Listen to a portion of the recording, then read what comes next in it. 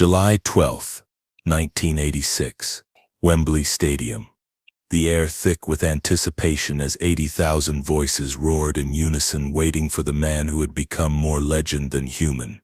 Freddie Mercury stepped into the blazing white spotlight, his iconic mustache catching the gleam as he raised his microphone stand like a sword. But tonight would be different. Tonight, one voice in the crowd would challenge the king of rock, and what happened next would leave every single person in that stadium frozen in absolute silence. Write in the comments, where are you listening to this story from and what time is it right now? The opening chords of "We Will Rock You" thundered through the massive speakers, sending vibrations through the concrete stands.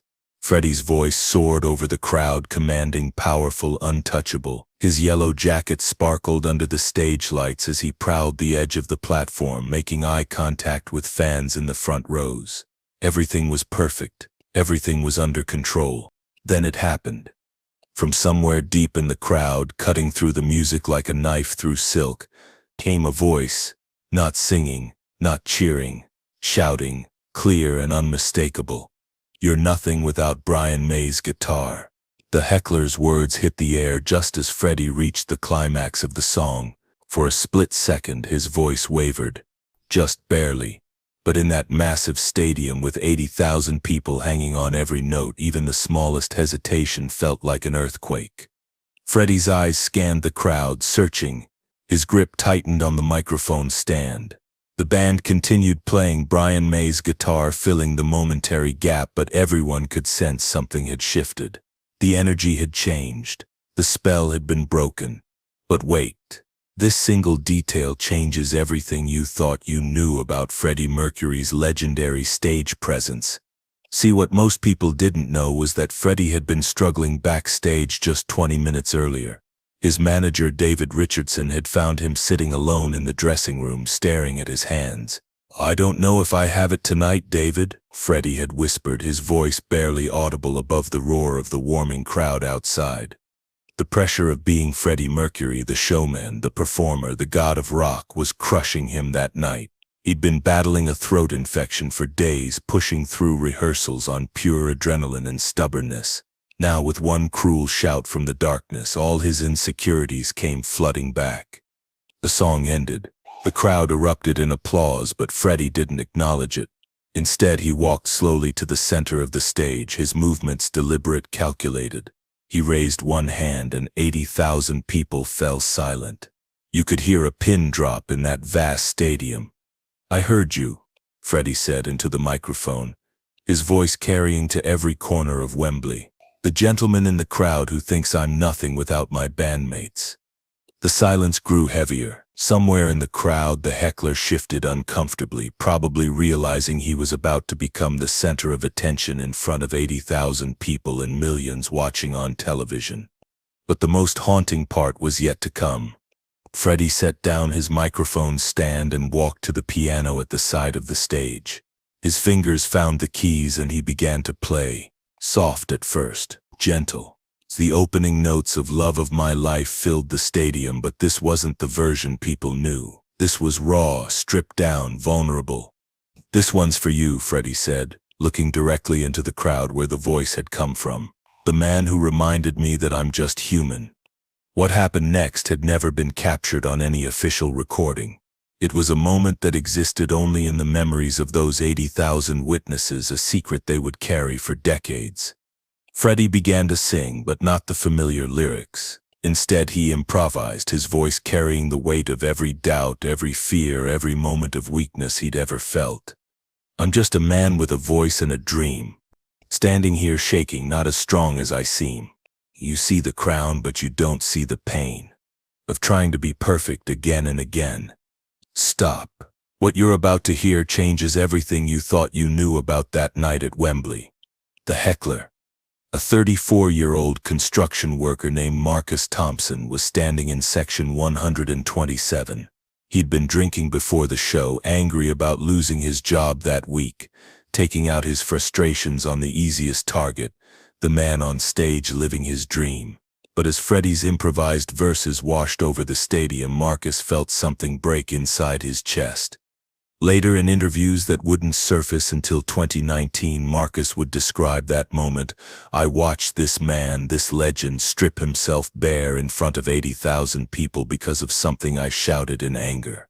He turned my cruelty into something beautiful, something human. I've never been the same since." But in that moment, all anyone knew was that Freddie Mercury was transforming before their eyes. The showman was gone. The performer had vanished. What remained was just Freddie Bulsara, a man from Zanzibar who had learned to hide his vulnerability behind sequins and swagger. The audience thought they'd seen it all, but then Freddie did something that would become the stuff of legend.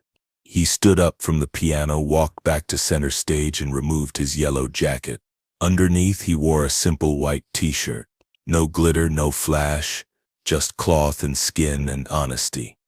"I want to tell you something," he said, his voice steady now, stronger. "That man was right. I am nothing without my bandmates.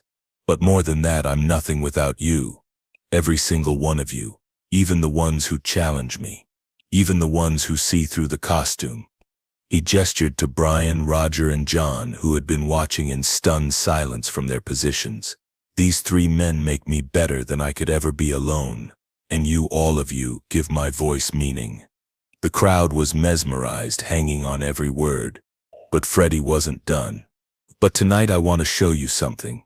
I want to show you what happens when you strip away everything. The lights, the costume, the legend, and just leave the music."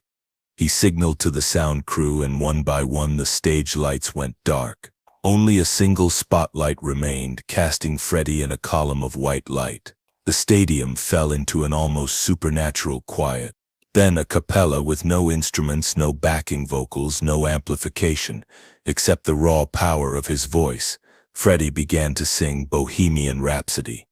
Wait, the most incredible part is still coming. His voice filled every corner of that massive stadium. Core, unfiltered, vulnerable. The opera section, the rock section, the gentle ballad, all of it flowing from one man standing alone in a circle of light.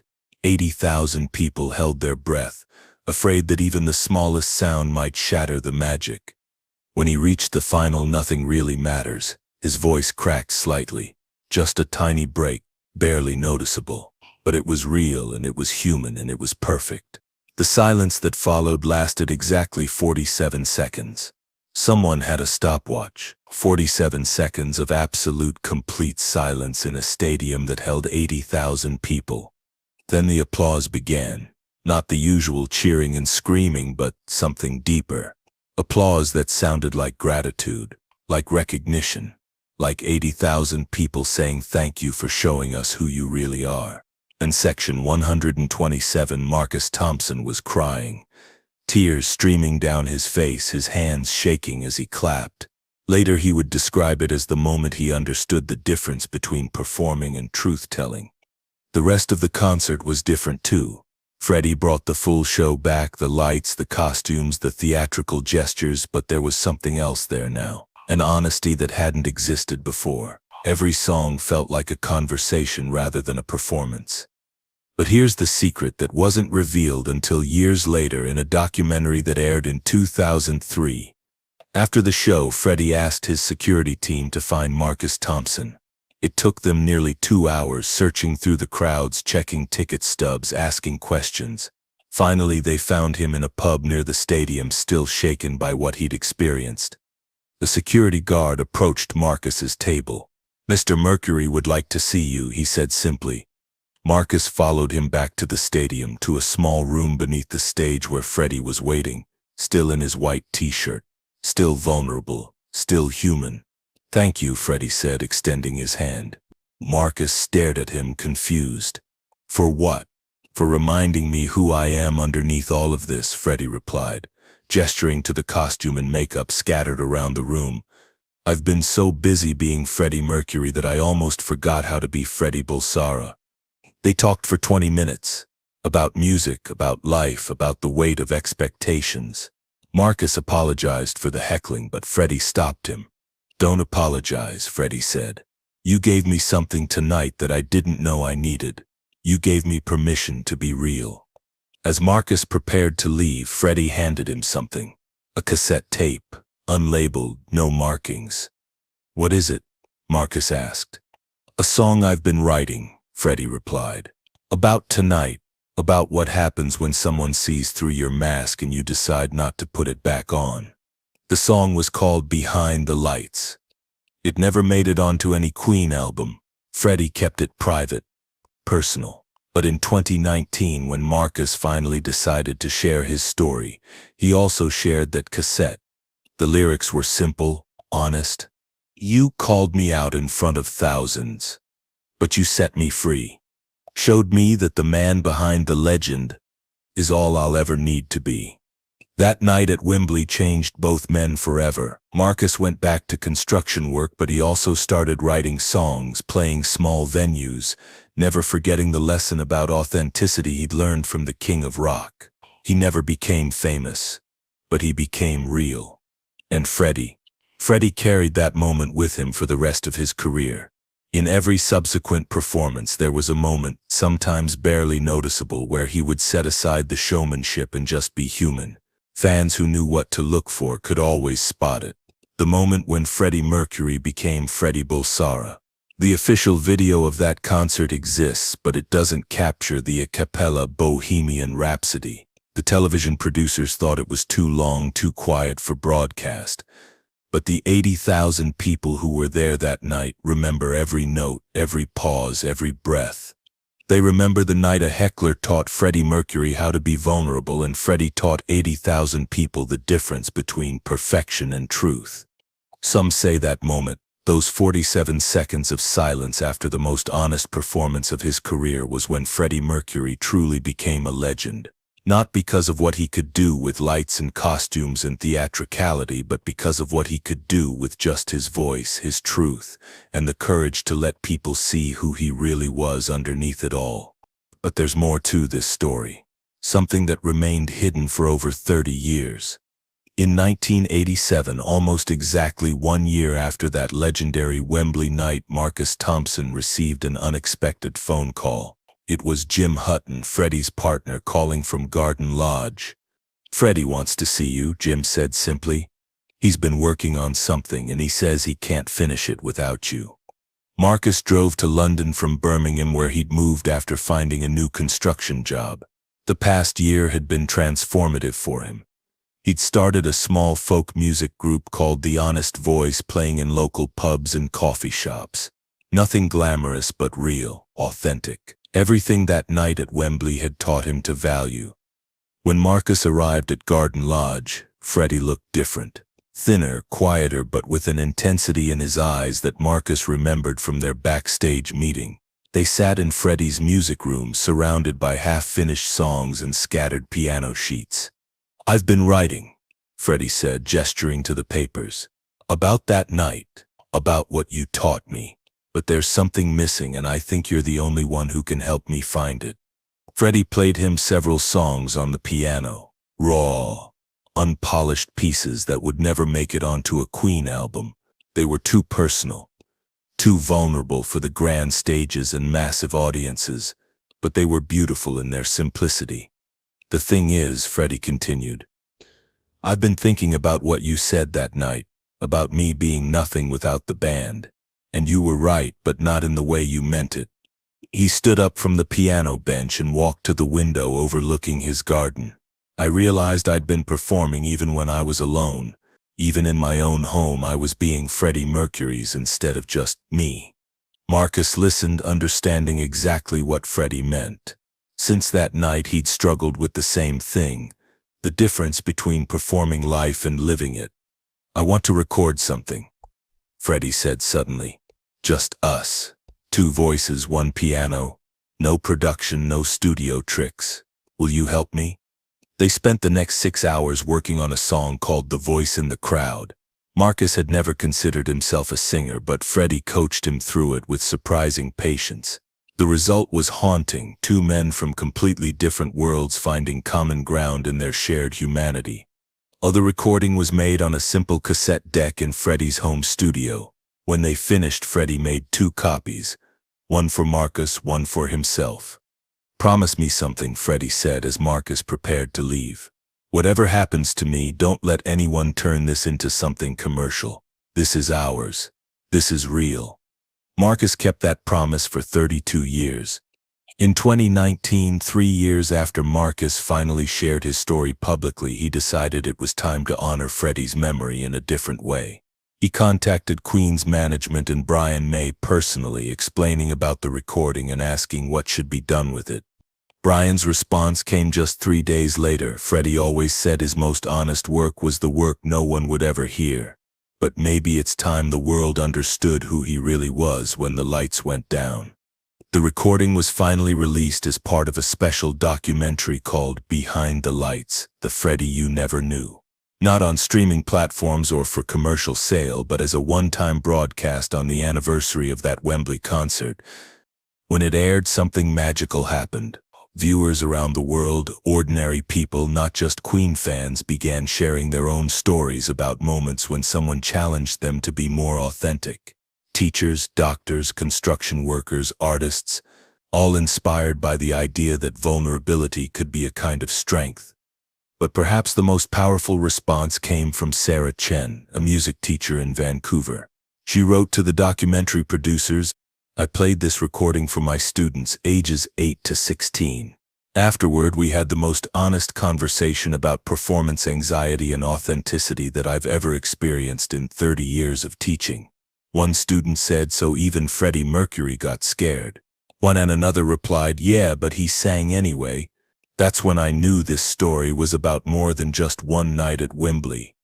The documentary sparked something called the Honest Voice movement. Not organized or commercialized, just people choosing authenticity over perfection in small, everyday moments. Street musicians playing original songs instead of covers.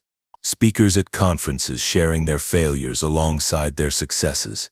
Social media users posting unfiltered photos and honest captions.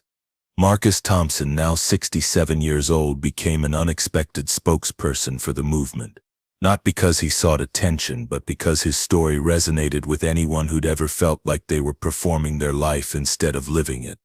In his final interview for the documentary, Marcus reflected on that night at Wembley. "People ask me if I regret heckling Freddie. The truth is, I regret the anger that made me do it. But I don't regret what it led to. Because that night taught both of us something vital, that the person behind the performance is always more interesting than the performance itself." Freddie Mercury died in 1991, 5 years after that transformative night at Wembley. But the lesson lived on, passed from that one heckler to 80,000 witnesses, then to millions who heard the story decades later. The cassette recording of the voice in the crowd still exists. Marcus keeps the original in a safe deposit box, but he's made it clear in his will that it should be preserved for future generations. Not as a commercial product, but as a reminder of what happens when two strangers choose honesty over hatred, vulnerability over vengeance. In the end, the heckler, who challenged Freddie Mercury that night, didn't just reveal the man behind the legend. He helped create a legacy that extends far beyond music. A legacy about the courage to be real in a world that often rewards us for being fake. The 47 seconds of silence that followed Freddie's a cappella Bohemian Rhapsody weren't just a pause in the show. They were a moment when 80,000 people collectively realized that authenticity is rarer and more precious than perfection. And somewhere in those 47 seconds, two men, a rock god and a construction worker, taught the world that the most powerful performances happen when we stop performing and start being human. The heckler who challenged him that night didn't destroy the magic. He revealed what the real magic had been all along.